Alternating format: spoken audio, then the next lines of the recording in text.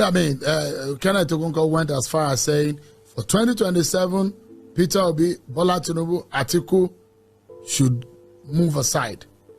Like, or you are of the opinion that 2027, you are of the opinion that 2027, Peter Obi should realign or go back to the ring and see through his hat and run again for president. That's your opinion, and that's your stand, isn't it? Let me put it this way. Peter Obi did not lose the last election. Peter Obi won the last election. INEC and the judiciary performed their magic. 2027, there will be no election without a reformation of our electoral system. If the electoral system is not reformed to ensure that beavers and electronic transmission from the polling unit becomes compulsory, I would not even bother to participate in that election, because you can be sure that Tinubu was not in power that ran and snatched and grabbed it. Already has the 2027 election results written.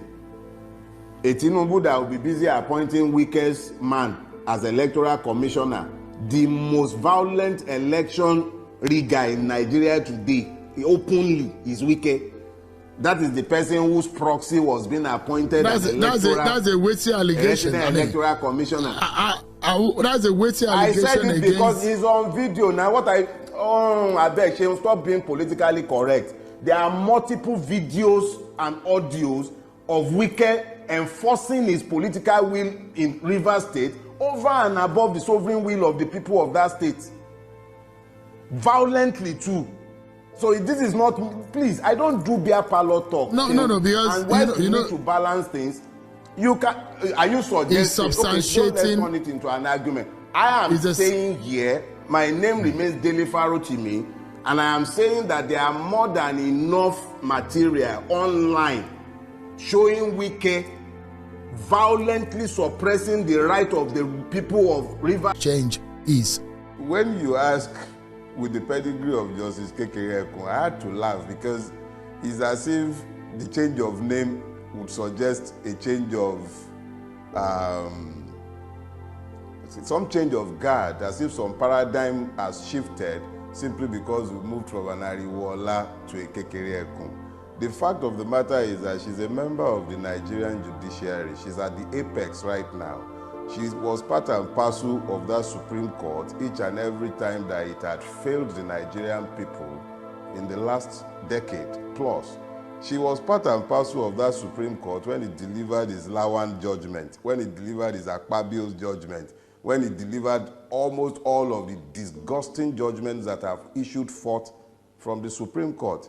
You said you were reading my book with trepidation, and I'm like, okay, Flora Azinge, a justice, I believe, of the Court of Appeal, sitting at the tribunal in Kano. Azinge came out publicly to speak of how she was being induced. Attempts were being made to induce herself and members of her panel. That wasn't Dele Farotimi that said that. That is a veritable member of the judiciary that said that.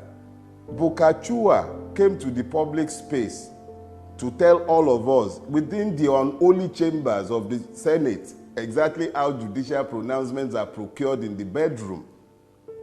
He was the first to inform us of how the judiciary has been bokachualized. Supreme Court justices, numbering 14, came out to say that the Supreme Court, the head of the Supreme Court at the time, Tanko Mohammed, the plane driver, was corrupt. They were claiming that 80 billion had been misappropriated in the Supreme Court. These were justices of the Supreme Court that were signing petition, not Dele Farotimi now. So it wasn't something that Dele Farotimi said that led them to do that. When the United States Department of State came out with its 2021 report and said that our judiciary is a cesspit of corruption, it wasn't Dele Farotimi that said that. He didn't say so. So you have a situation where our judiciary did not become the way it is because Dele said anything. Incidentally, I believe about 2 years ago, when Justice Ariwola was appointed acting CJ, This question you have asked of me tonight was probably a mirror image of the same question Dr. Ruben Abati asked of me about Ariwola and what effect it might have, what changes we might expect from the judiciary. I told him at the time that I didn't expect anything to change. Just as I'm telling you as well, right here and now, that I expect nothing to change. The Nigerian judiciary is the way it is because that is the way the system needs it to be, for the system to function. Mr. Farotimi, there are those who know Justice Kekere-Ekun and who will refer to Justice Kekere-Ekun in this manner. They say Justice Kekere-Ekun is incorruptible and comes with the highest level of integrity. Would you be fair to have referred to Justice Kekere-Ekun in the manner in which you have referred to her? Our person has been. No, you've made reference. Listen, my brother. Persons make up systems, but essentially, this is not about persons.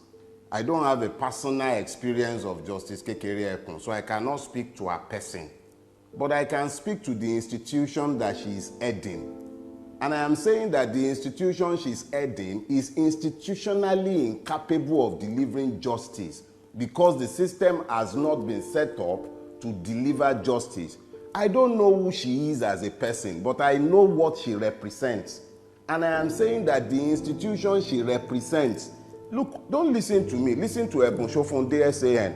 Mr. Shofunde was very specific when he said very clearly that the judicial reputation is at an all-time low.